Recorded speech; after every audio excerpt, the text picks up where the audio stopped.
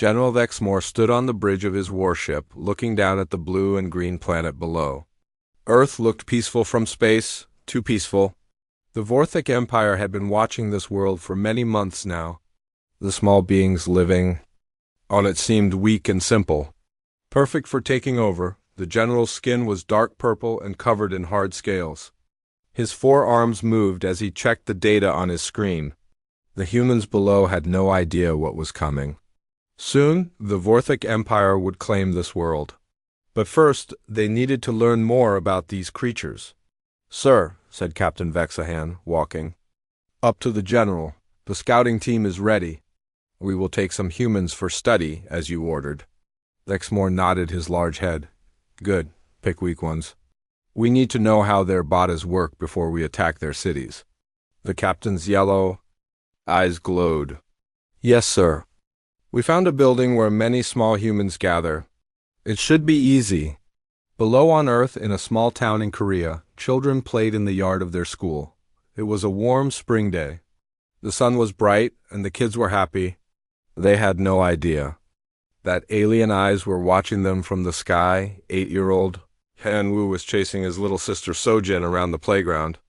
She was 7 and very fast. "You can't catch me," she called out, laughing as she ran. "Yes, I can."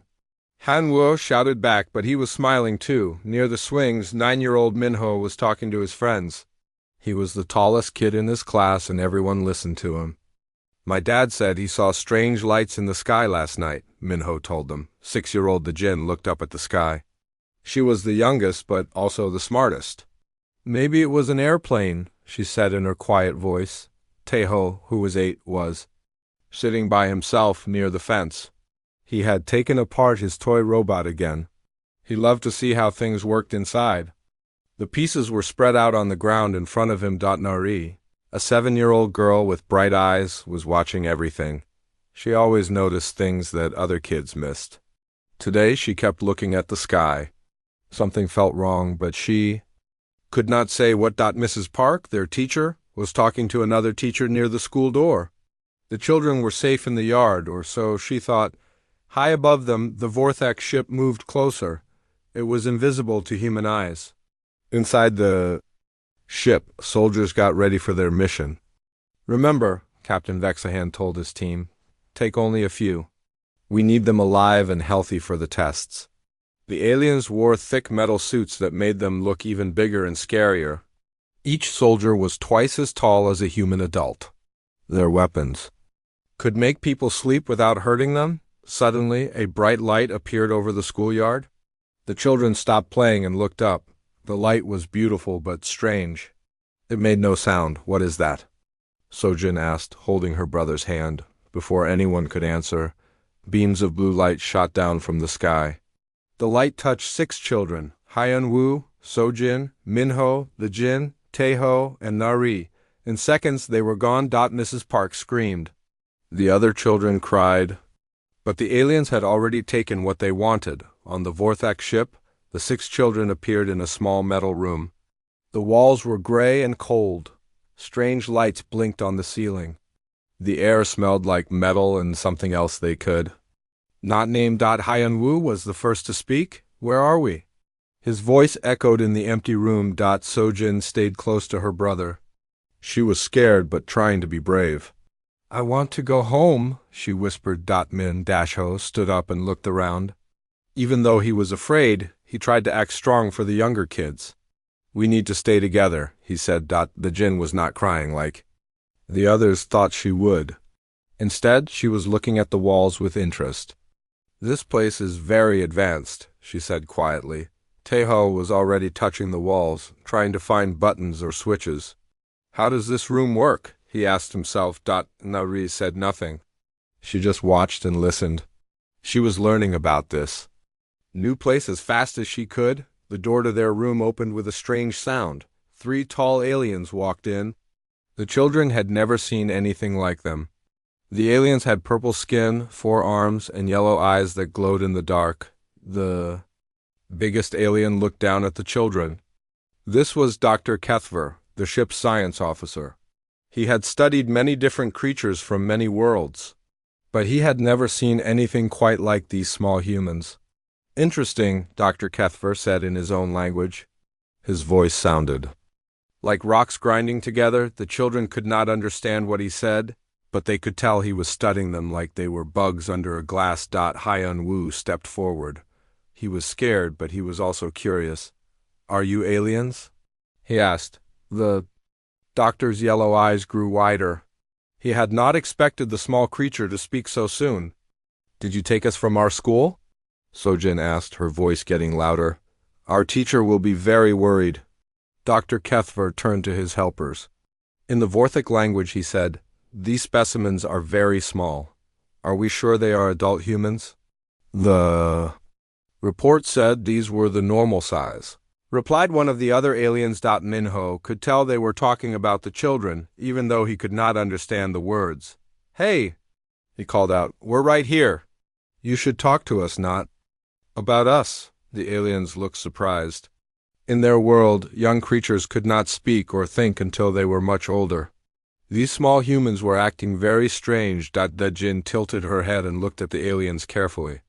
Your technology is much more advanced than ours, she said, but your social skills need work. Dr. Kethver did not understand all her words, but he could tell she was making some kind of judgment about them. This was very unusual. Teho was still looking around the room. Can I see how your ship works? He asked suddenly. I like machines. The aliens looked at each other with confusion. What kind of creatures were these? Back on the bridge, General Lexmore was getting reports from his team's team. Sir, came Dr. Kethver's voice over the communication system, we may have a problem. What kind of problem? The general asked. These humans are small. I think they might be juveniles. General Lexmore felt his blood turn cold. Juveniles? You mean children? Yes, sir. And they are acting very strangely. They ask many questions and they are not afraid of us. The general closed his yellow eyes and tried to stay calm. In all his years of war, he had never attacked children. The Vorthic Empire had rules about such things. How small are they? He asked. The tallest one comes up to my chest, sir. General. Exmoor felt sick. He had sent his soldiers to capture adult humans for study. Instead, they had kidnapped children from what must have been a school. Sir? Dr. Kethver's voice came again. What should we do with them? The general looked out at the stars and wondered how everything had gone so wrong so quickly. In a few hours, he would need to report to High Command. How could he tell them that he had accidentally started a war by taking human children? Keep them safe, he said finally. And whatever you do not hurt them. But even as he said this, General Lexmore knew that he had made a terrible mistake. He just did not know how terrible it would become. Dr. Kethver tried to think of what to do next. In all his years of studying different creatures, he had never dealt with young ones before. Most species kept their children hidden until they were fully grown. But these human children were walking, talking, and asking questions like small adults. The doctor looked at his datapad and read the rules for first contact with new species. Step 1 was to show power and control. This usually made primitive creatures obey quickly. He made himself as tall as possible and spoke in a deep, scary voice. The translation machine would change his words into human language. Small creatures. He said, you are now prisoners of the great Vorthic Empire. You will obey us and answer our questions. The children looked at him for a moment, then Hyun Woo started to giggle. You sound just like the monster in my favorite cartoon, Hyun Woo said, pointing at the big alien. But you're not as scary as him. Dr. Kethver blinked his yellow eyes. This was not the reaction he expected. Sojin crossed her arms and stared at the alien doctor. Where are our teachers? She demanded. They're going to be very upset that you took us without asking. Yeah, said Minho, stepping next to Sojin. Our parents told us never to go anywhere with strangers. You're definitely strangers. The doctor looked at his helpers. This was not going as planned at all. The Jin raised her small hand like she was in class. Excuse me, Mr. Alien, but I have some questions about your ship. How do you make it fly through space? And why can't we see it from outside? Teho was already on his hands and knees, looking at the bottom of the wall. There are wires behind. Here, he said. Can I see how they connect to the lights? Nari just watched everything silently. She was counting how many aliens came and went from their room. She was also listening to the sounds the ship made. Everything might be important later. Dr. Kethver tried again. He made loud, growling sounds and showed his sharp teeth. This always worked on other species. Wow, that's really loud, said Hyun-woo. Can you teach me how to do that? Sojin was not impressed at all. My little cousin makes scarier faces than that when he doesn't want to eat his vegetables. The alien doctor felt confused and frustrated. These small humans were supposed to be afraid. Instead, they were treating him like he was some kind of entertainment. One of the other aliens whispered to Dr. Kethver in their own language. Sir, maybe we should try giving them food. Hungry creatures are usually easier to control. The doctor nodded. He pressed a button on the wall, and a panel opened. Gray paste came out on a metal plate. Eat this, he commanded the children. All 6 children looked at the gray paste. It did not smell good. What is it? Asked the Jinn. It looks like the mud we made in art class, said Tae-ho. Min-ho poked it with his finger. It feels weird, too. Sojin wrinkled her nose. I'm not eating that, it smells bad. We want real food, said Hyun-woo, like rice and kimchi and cookies. Nari finally spoke. Do you have anything that doesn't look like it came from a toilet? Dr. Kethver was getting more confused by the minute. Every species he had ever studied would eat the nutrition paste when they were hungry enough. But these children were refusing it completely. He tried to think of what else the rule book said to do. Yes, separate them so they would feel lonely and scared. Take them to different rooms. He told his helpers, but when the aliens tried to move the children, something unexpected happened. Sojin grabbed her brother's hand and refused to let go. No, Hyun-woo stays with me. Min-ho stood in front of the younger kids. We're staying together, all of us. Tae-ho and the Jinn moved to stand next to Min-ho. Even quiet Nari came to join the group. You can't separate us, said the Jinn in her calm voice. It's against the rules. What rules? Asked Dr. Kethver. Human rules, said Sojin firmly. Family stays together. Friends stay together, and we're both. The aliens tried to pick up the children to move them apart, but the kids had linked arms. When one alien grabbed Hyun-woo, Sojin bit his hand. When another tried to lift the Jinn, she asked so many questions that the alien got confused and forgot what he was doing. Tae-ho somehow managed to grab a tool from one alien's belt while they were busy with the others. Nari was watching everything and quietly telling the other kids what each alien was planning to do. After 10 minutes of chaos, Dr. Kethver gave up. Leave them together for now, he said to his team. The aliens left the children alone in the room. As soon as they were gone, the kids started talking quickly. This is like a big puzzle, said the Jinn excitedly. We need to figure out how everything works. I got this, said Tae-ho, holding up the tool he had taken. It looks like some kind of screwdriver. Min-ho looked around the room carefully. We need to be smart about this. These aliens don't understand. U.S. very well. They're not as scary as they think they are, said Sojin. That big one was trying too hard. Hyun-woo was looking at the walls. I wonder what's behind all these panels. Nari had been quiet, but now she spoke. They have cameras watching us. 3 of them.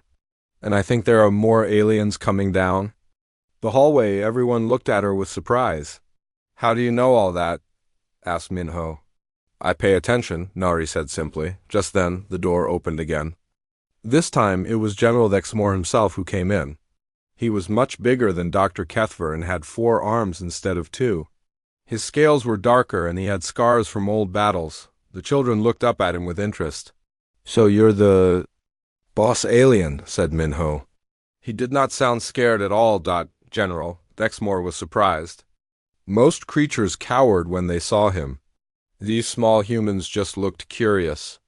I am General Dexmore of the Vorthek Empire, he said in his deepest, most commanding voice. That's a really long name, said Hyun-woo. Can we just call you General? Are you the one who took us from our school? Asked Sojin. Her voice was getting that angry tone that her family knew meant trouble. Jin tilted her head. Your military structure is interesting. How many ships do you have in your fleet? Taeho was looking at the general's armor. Is that real metal? How heavy is it? The general looked down at these strange, small creatures. He had come to see for himself what his soldiers had captured. But nothing had prepared him for this.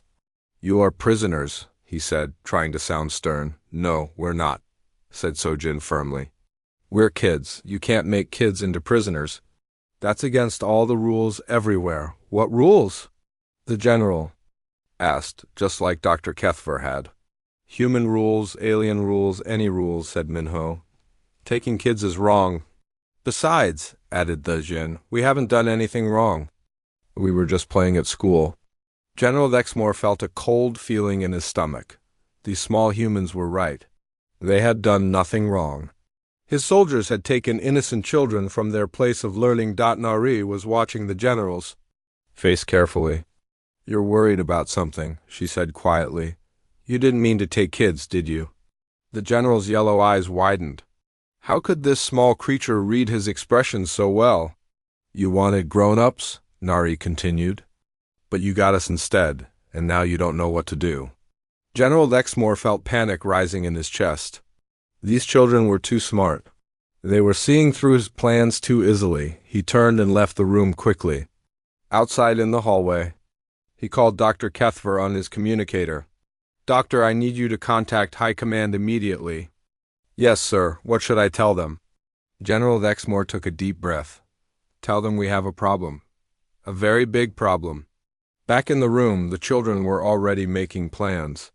They're scared of us, said Sojin with satisfaction. Good, said Minho. Maybe now they'll take us home? But the Jin looked thoughtful. I don't think it's going to be that easy. The next morning, the aliens brought the children something that looked more like real food. It was still strange, but at least it smelled better than the gray paste. This is progress, said the Jin, poking at the green chunks with her finger. Taeho tasted a small piece. It's not terrible. Kind of like vegetables, but weird. While they ate, the children could hear the aliens talking loudly in the hallways. Even though they could not understand the words, they could tell the aliens were arguing about something. They sound stressed, said Nari quietly. Good, said Sojin. Maybe they'll realize this was a bad idea. After breakfast, something unexpected happened. A young alien soldier came into their room. He was smaller than the others and looked nervous. Hello, small humans, he said in broken human language. I am Guard Nexui. I watch you today. The children looked at each other with surprise. This alien seemed different from the scary ones they had met before. Hi, Nexui, said Hyun-woo cheerfully. Do you want to learn a game? The young alien looked confused. Game? Yeah, it's fun. Hyun-woo started clapping his hands in a pattern.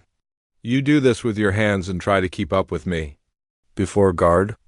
Nexui knew what was happening. Hyun-woo was teaching him a clapping game. The alien's forearms made it even more interesting. This is fun? Asked Nexui, trying to follow the pattern. See, you're getting it, laughed Hyun-woo. Meanwhile, Taeho had discovered something important. While the adults were distracted, he had been working on the wall panel with the tool he had taken. Finally, it opened. Look at this, he whispered to the others.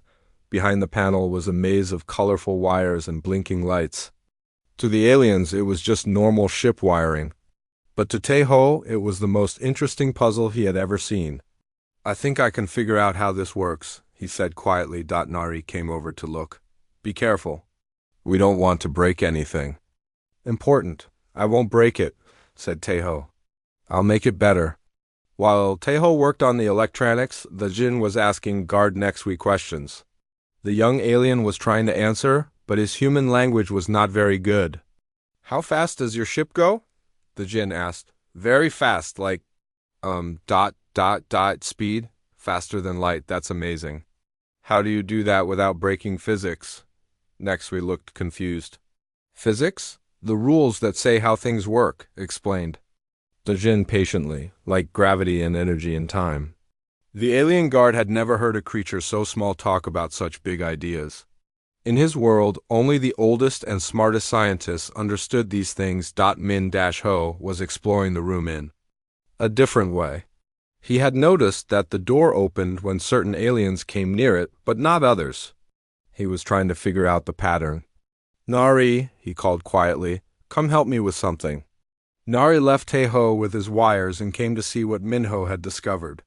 "I think the door reads something about each alien," Minho explained. "Like an ID card, but invisible?" Nari watched as another alien walked past their door. The door stayed closed. Then Dr. Kethver walked by and the door opened automatically. "It's reading their rank," she realized.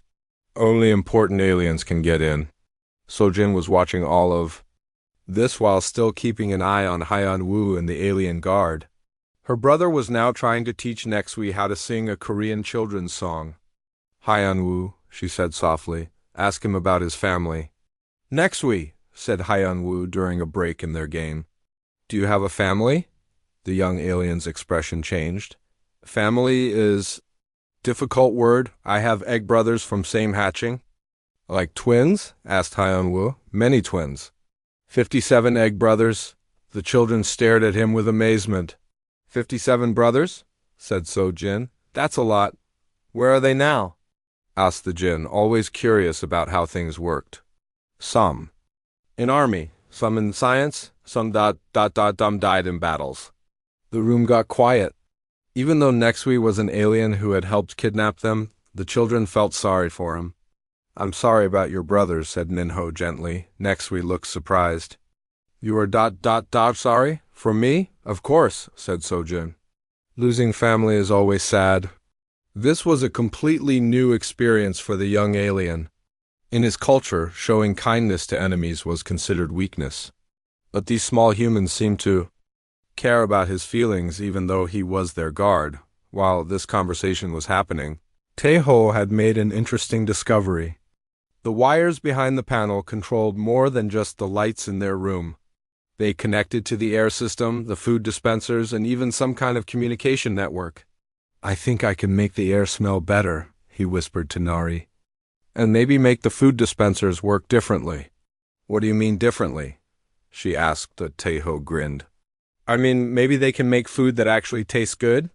Before Nari could stop him, Taeho had reconnected 3 wires in a new pattern. Immediately, the air in the room started to smell like flowers instead of metal.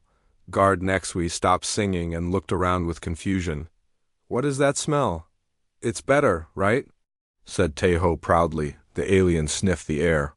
In his whole life, he had never smelled anything so nice. What did you do?" Before Taeho could answer, alarms started going off all over the ship. Red lights flashed and alien voices shouted in panic over the communication system. "Uh-oh," said Taeho. "I think I might have changed more than just our room."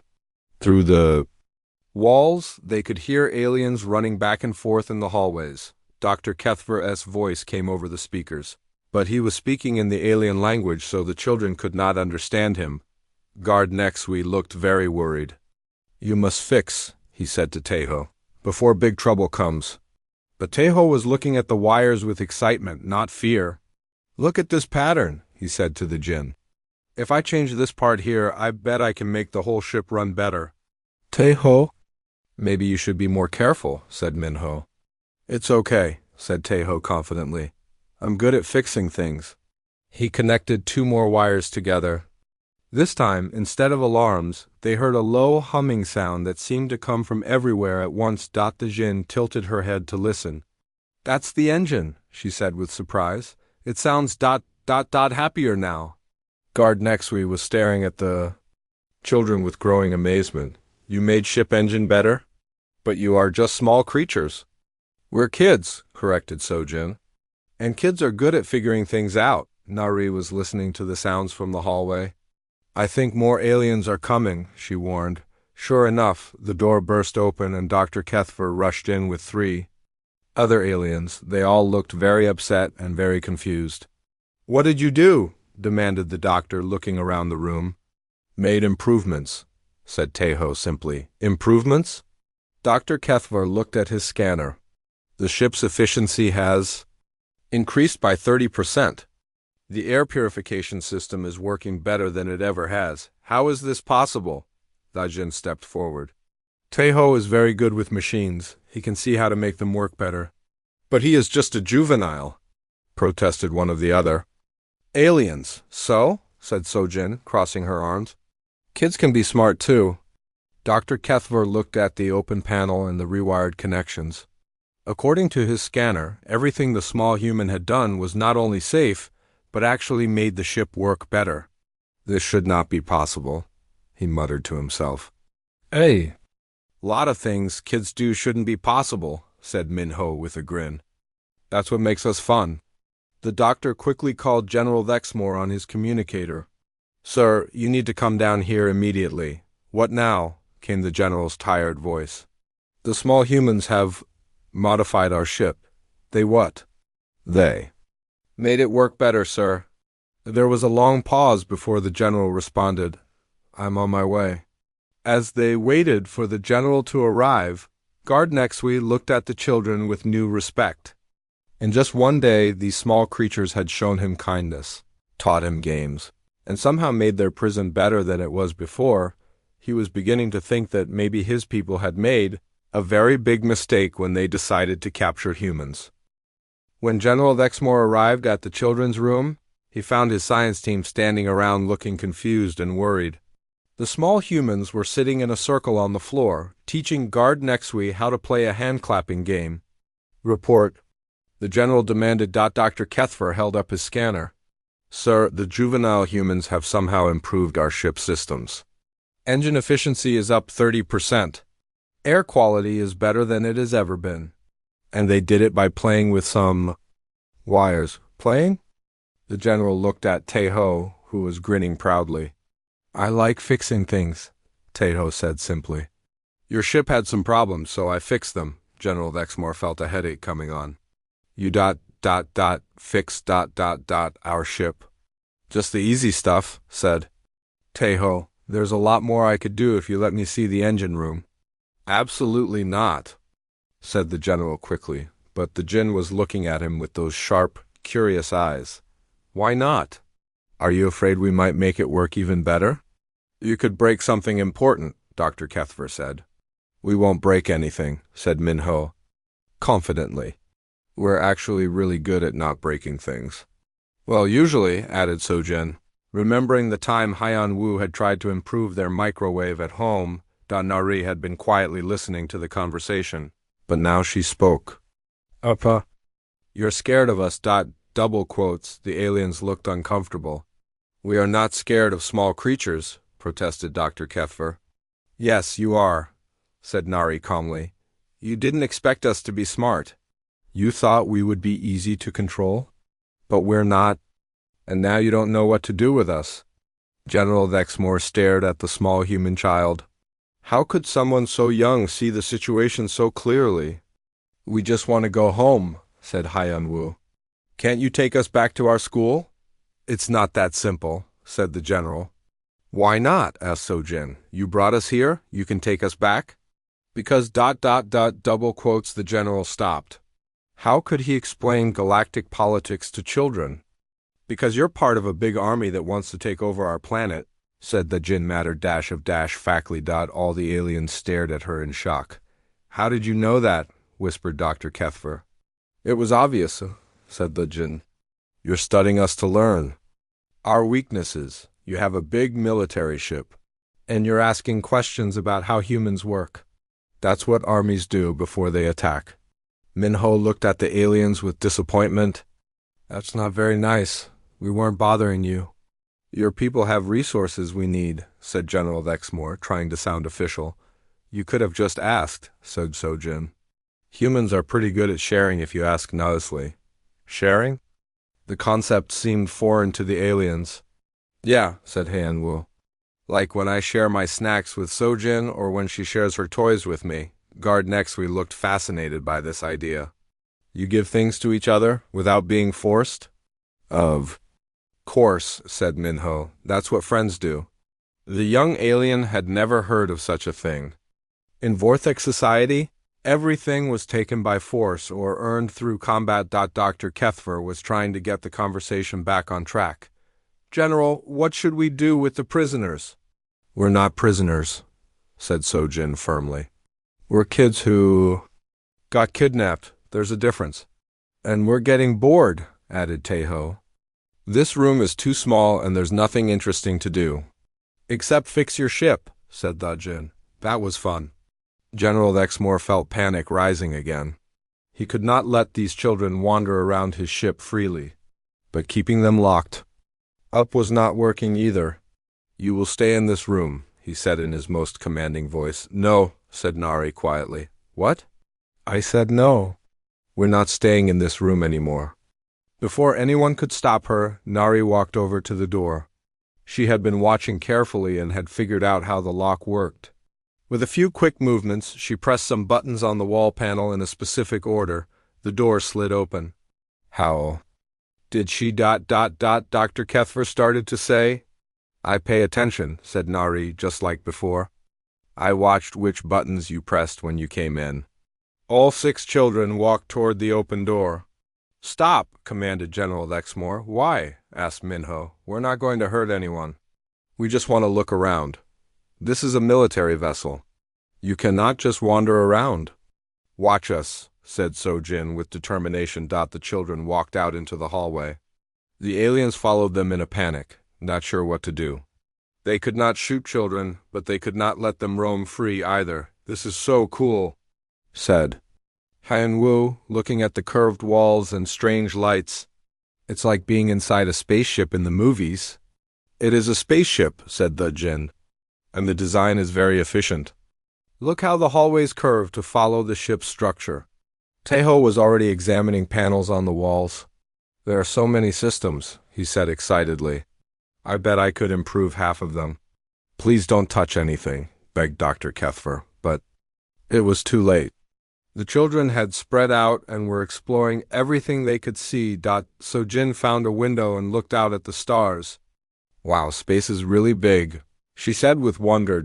Minho was talking to some alien workers who had stopped to stare at the strange, small creatures walking freely through their ship. Nari was quietly observing everything, making mental maps of where they were going and what they saw, and the Jin had found something very interesting. Hey everyone, she called. Come look at this. The others gathered around her. She was standing in front of a large screen covered with symbols and numbers. What is it? Asked Hyen-Woo. I think it's a map, said the Jin. Look, this dot is probably US, and these other dots might be other ships. Dr. Kethver felt his heart stop beating. The small human was looking at their fleet deployment screen. It showed the positions of every Vortex ship in this sector of space. Please step away from that screen, he said nervously. Why? It's fascinating, said the Jin. Your fleet formation is very spread out, but you have some gaps in your defensive pattern. Gaps? The doctor moved closer despite himself. Here, and here. The Jin pointed to 3 spots on the map. If someone wanted to attack your fleet, those would be the best places to do it. General Exmoor, who had been following the group, heard this and felt his blood turn to ice. A small human child had just identified the 3 main weaknesses in their military formation. Weaknesses that their own strategic computers had missed. How can you see that? He asked. It's like a puzzle, said the Jin simply. I'm good at puzzles. Taeho had found another panel to investigate. This one controls the artificial gravity, he announced. I wonder what happens if I adjust it just a little ... No, shouted every alien at once, but Taeho had already made a small change. Instead of the gravity getting stronger or weaker, it became more even throughout the ship. Alien crew members throughout the vessel suddenly found they could move more easily and felt more comfortable. That's much better, said Taeho with satisfaction. Doctor Kethver checked his scanner again. Gravity efficiency up 20%? He reported in a dazed voice. General Exmoor realized that in just 1 hour of freedom, these children had improved their engine efficiency, fixed their air systems, enhanced their gravity controls, identified critical flaws in their military strategy, and somehow made his crew happier, sir, came a voice over the communication system. High Command is calling for you. They want an immediate report on the human specimens. The general looked at the 6 children who were now scattered throughout the hallway, making friends with his crew and improving his ship. How was he going to explain this to his superiors? General Exmore stood in his private communication room, staring at the screen that would connect him to High Command. He had been dreading this moment all day. How could he explain what had happened? The screen flickered to life, showing the stern face of Supreme Admiral Kothrek. Her scales were silver with age, and her 4 eyes glowed with cold intelligence. General Exmore, she said in a voice like grinding metal, report on the human specimens. The general took a deep breath. Admiral, we have encountered some unexpected complications. What kind of complications? The specimens we captured. They're juveniles, children. The Admiral's eyes narrowed dangerously. You captured enemy children? Yes, Admiral. But there's more. These children are unusual. Explain. General Exmore tried to find the right words. They have enhanced our ship's performance by 40% in just 2 days. They have identified critical weaknesses in our fleet formation, and they appear to understand our technology better than some of our own engineers. There was a long, dangerous silence. General, the Admiral said slowly, are you telling me that alien children are smarter than our military scientists? In some ways, yes, Admiral. The screen went dark for a moment. When it came back on, the Admiral looked furious. Bring me a full tactical analysis of these creatures immediately. If their children possess such capabilities, their adults may pose a serious threat to the Empire. Yes, Admiral. And General? Fix this situation, fast. The communication ended, leaving General Exmore alone with his thoughts. Fix it? How could he fix something he did not even understand? Meanwhile, the children had made themselves completely at home on the ship. They had somehow convinced the alien crew that they were helpful rather than dangerous. Tejo had been taken to see the engine room by Chief Engineer Plexton, who was amazed by the boys' suggestions for improvements. Look at this energy flow pattern, Tejo was saying, pointing at a complex diagram. If you reroute it like this, you'll get much better efficiency. That should not work, said the chief engineer, studying the boy's idea. Try it and see, said Tejo confidently, when they implemented his suggestion. The ship's power output increased by another 15% in the navigation room. The Jinn was having a fascinating conversation with the ship's computer AI. Your calculation methods are very advanced, she told the computer. But you're making things too complicated. Explain, said the AI in its mechanical voice. You're thinking about space travel like it's really hard, but it's just math. Really big math, but still just math. She showed the AI a simpler way to calculate jump coordinates. The computer ran the numbers and discovered that her method was not only faster, but more accurate. This child's approach reduces calculation time by 67%. The AI announced to the navigation crew that Sojin and Haiyan Wu had found the ship's cafeteria, where they were teaching alien cooks how to make food that actually tasted good. You need to add flavor, Sojin explained to the head cook. Food shouldn't just fill your stomach. It should make you happy. Happy? The alien cook had never considered that food could create emotions. Yeah, like this, said Haiyan Wu, showing them how to combine different alien spices in new ways. When the crew tasted the improved food, many of them experienced pleasure from eating for the first time in their lives. Minho had discovered the ship's training room, where young alien soldiers practice combat. He was teaching them games that helped them work together better. You're all trying to fight alone, he told them.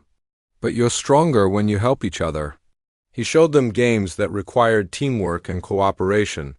The alien soldiers found that these play activities actually made them better fighters when they worked as a team. Nari had found the most important place of all, the communication center. She was quietly listening to radio messages. Between different alien ships, what she heard worried her. She found Dr. Kethver and tugged on his arm. "I need to tell you something important," she said. "What is it, small human?" "You have enemies. Other aliens who don't like you. And they're planning to attack your ship soon." Dr. Kethver stared down at her. "How could you possibly know that? I listened to your radio messages. Some of them are in code, but the code isn't very good. The Zephyrian Empire is planning to attack your fleet in 3 days." The doctor felt his knees go weak. The Zephyrians were the Vorthic Empire's biggest rivals.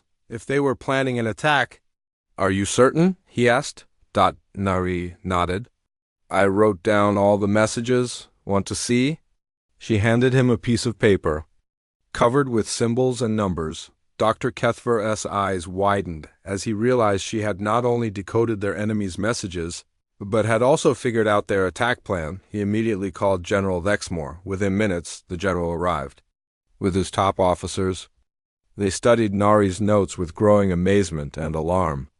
"This intelligence is accurate," said the ship's code specialist. "How did a juvenile decode our enemy's communications?" "I'm good with patterns," said Nari simply. "General," said his tactical officer, "if this attack plan is correct, the Zephyrians will hit us at our weakest points, the same weak points the other child identified in our formation." General Lexmore looked at the 6 human children who had somehow become the most valuable intelligence assets on his ship. "What do we do?" asked Dr. Kethver. Before the general could answer, the Jinn spoke up. "We could help you fix the problems with your fleet formation. And Teho could probably improve your weapon systems. And Neri is really good at figuring out what your enemies are thinking." "But you are our prisoners," said one of the officers, confused. "No, we're not," said Sojin firmly. "We're kids who got taken away from home. But that doesn't mean we want you to get hurt by bad aliens. Besides," added Minho, "if we help you, maybe you'll realize that humans aren't your enemies either." Haiyan-Wu nodded enthusiastically. "We could be friends instead of fighting." The alien officers looked at each other in confusion. In their world, captured enemies either fought back or gave up. "They never offered to help. Why would you help us?" asked General Lexmore. "Because it's the right thing to do," said the Jinn. "And because fighting is stupid when you could be working together instead?" Guard Nexui, who had been following the children around all day, stepped forward. "Sir, these small humans have already made our ship better. Maybe they can make our whole fleet better too." General Lexmore realized he was facing the strangest situation of his military career. His prisoners were offering to help defend his fleet against enemy attack. "If we accept your help," he said carefully, "what do you want in return?" "To go home," said Sojin immediately. "And for you to stop planning to attack our planet," added Minho. "And maybe we could set up some kind of friendship between humans and Vorthax," said the Jinn hopefully. The general looked around at his officers. They all looked as confused as he felt, but with enemy ships approaching and these strange human children offering solutions to problems his own experts could not solve, what choice did he have? "Very well," he said finally. "We will accept your help, but if you betray us, ... "We won't," said Nari quietly. "We don't betray friends." As the alien officers began working with the human children to prepare for the coming battle, General Lexmore wondered if he was making the biggest mistake of his career, or maybe, just maybe, the smartest decision he had ever made. 2 days later, the Zephyrian attack fleet appeared exactly where Nari had predicted they would. But they found something very different from what they expected. The Vorthak fleet was no longer spread out in the same weak formation. Thanks to the Jinn's analysis, the ships had been repositioned into a much stronger defensive pattern. Teho's improvements had made their weapons more powerful and their shields stronger. And Nari had helped them prepare for every move the Zephyrians might make. The battle was over quickly. The Zephyrians, expecting an easy victory, found themselves completely outmatched and retreated in confusion.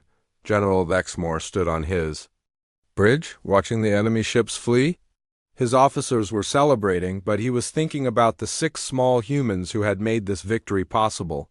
"Sir," said his communication officer, "we're receiving a transmission from Earth." The general's heart sank. Put it through. The main screen showed a group of human adults. Some were wearing military uniforms, but others looked like ordinary people. Their faces showed a mixture of anger, worry, and determination. A human woman with kind but firm eyes stepped forward. "I am Dr. Kim Min-young," she said. "I speak for the families of the children you took from our school." General Exmoor tried to look commanding, but it was hard when he knew he was in the wrong. "Human," he began, "your offspring are safe.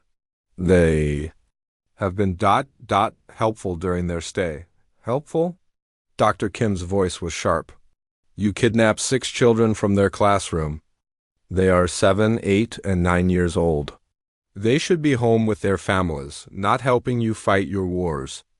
Before the general could respond, the children themselves appeared on his bridge. They had heard about the transmission and wanted to see their families. "Iyama!" cried Sojin, running toward the screen. Even though she could not hug her mother through the communication link, she pressed her hands against the screen. "Appa!" shouted Hyan Wu, seeing his father's worried face. All 6 children crowded around the screen, talking excitedly to their parents in Korean. The alien crew watched in fascination as the small humans showed more emotion than they had seen in days. Dr. Kim looked directly at General Exmoor. "You will return our children, now." "Of course," said the general quickly. "But there are complications." "What complications?" General Exmoor glanced at the children who were still talking rapidly to their families. "Your offspring have become integrated with our ship's operations. They have improved our technology and helped us defend against enemy attack. My crew has grown to them." Indeed, all around the bridge, alien officers and crew members were watching the reunion with what could only be described as sadness. Guard Nexui looked particularly upset. "That is not our problem," said Dr. Kim firmly. "You will bring them home immediately." Of course," said the general. "But perhaps we could discuss some kind of arrangement." A man in a human military uniform stepped forward. "What kind of arrangement?" the children suggested. "Friendship between our peoples? Instead of conquest, perhaps cooperation?" The human adults looked surprised. They had expected to negotiate for their children's release, not to discuss interstellar diplomacy. The Jinn looked up from the screen. "Tell them about the technology sharing," she suggested to the general. "Technology sharing?" asked Dr. Kim. Taeho bounced excitedly. "I showed them how to make their engines work better. And their computers are really cool. We could share inventions." "And we stopped a war," added Nari quietly. "The Zephyrians were going to attack both humans and Vortex eventually. Now they know we're working together." Minho stepped forward. "General Exmoor isn't a bad alien, he just made a mistake. But he's trying to fix it now," Sojin nodded. "And some of the aliens are really nice. Nexui taught us alien songs, and Chef Krovax makes really good space food now." The human adults on the screen looked at each other with confusion. Their children seemed to have made friends with their kidnappers. "We want to come home," said Hyun-woo clearly. "But we also want the aliens to be our friends." Dr. Kim took a deep breath. "General, are you formally requesting diplomatic relations with Earth?" General Exmoor looked around at his crew, then at the children who had changed everything. "Yes. On behalf of the Vorthek Empire, I am requesting peaceful contact with humanity." "And you will return our children immediately?" "Yes, but perhaps some of them would like to visit again sometime? As cultural ambassadors?" All 6 children started talking at once, excited by the possibility. "Can we, Aoyama?" asked Sojin. "Please?" added Hyan-Woo. Dr. Kim smiled for the first time since the conversation began. "We will discuss it after you come home." 3 hours later, a small shuttle approached Earth's atmosphere, carrying 6 very excited children. They had spent the journey telling their escort, Guard Nexui, all about Earth and human culture. "You will like it," the Jinn assured him. "Humans are very good at making friends. And the food is much better than nutrition paste," added Taeho. When they landed at their school, the children were greeted by their families, their classmates, their teachers, and reporters from around the world. But the biggest surprise was what they found in their classroom. Their teacher, Mrs. Park, had prepared a special presentation about space and alien cultures. On her desk was a communication device that the Vortex had given them to stay in touch. "Class," sighed Mrs. Park with a big smile. "It looks like we're going to have some very interesting pen pals." Over the following months, the relationship between Earth and the Vorthic Empire grew stronger. Human engineers worked with alien scientists to develop new technologies. Alien mathematicians learned human creativity and intuition. And children from both worlds exchanged letters, pictures, and ideas. General Lexmore became the first Vorthek ambassador to Earth. He often visited the school where he had accidentally started an interstellar friendship. Dr. Kethver wrote a scientific paper titled "The Impossible Intelligence of Human Juveniles" that became required reading in alien universities across the galaxy. In Guard, Nexui became the first alien exchange student at a human university where he studied something that had never existed. In Vorthic society before childhood education, the 6 children became famous as the space diplomats. But they preferred to think of themselves as just kids who had made some very interesting friends. "See," Sojin told a reporter one day, "grown-ups always make things too complicated. Kids know that making friends is easy. You just have to be nice to each other," Hyan-Woo nodded wisely, "and share your snacks."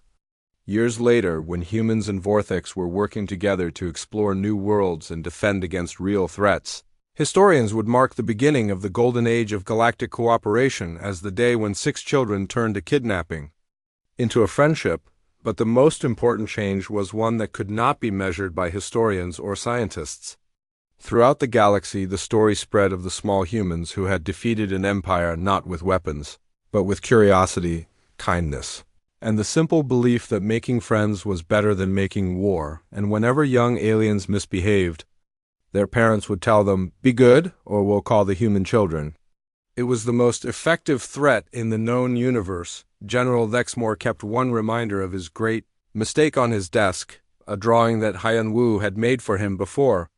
Leaving the ship, it showed aliens and humans playing together under a bright yellow sun. At the bottom, in careful child's handwriting, it said, "Friends are better than fighting." The general looked at it every day and smiled. Sometimes the greatest victories came from the biggest mistakes. And sometimes the smallest beings had the biggest hearts.